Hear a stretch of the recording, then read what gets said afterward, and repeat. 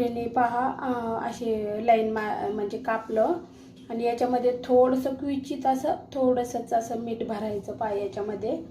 तर हे अशा प्रकारचे दोन बेसन पिठामध्ये फक्त मीठ टाकलंय आणि क्वचित थोडंसं आपण कुठल्या पण भजीसाठी खायचा सोडा वापरतो, थोडासा क्वचित टाकायचा, जास्त नाही टाकायचा, हळद वगैरे नाही टाकायची.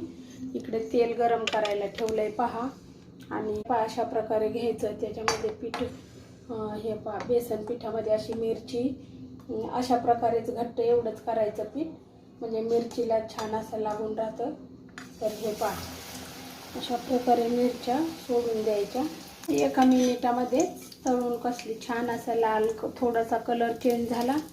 मीडियम गॅस करायचा तळताना, म्हणजे आतमध्ये मिरची कच्ची नाही राहत.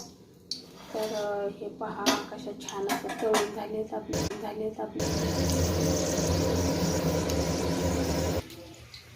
हे पहा आता हे बेसन पीठ उरले तर याचं कसं यूज करायचं सांगते. हे पहा आता हे बेसन पीठ उरले तर याचं कसं यूज करायचं सांगते. हे पहा बारीक चिरलेला कांदा, 2-3 हिरव्या मिरच्या आणि कोथिंबीर. ते काय लगेच होतात, अर्ध्या मिनिटमध्येच होतात लगेच. एक साईड दुसऱ्या साईडला पलटी करायचं. पहा इडली डोसा खाऊन कंटाळा आला असेल, तोंडाला चव नसेल, तर अशा प्रकारे नक्की तुम्ही भजी बनवून पहा.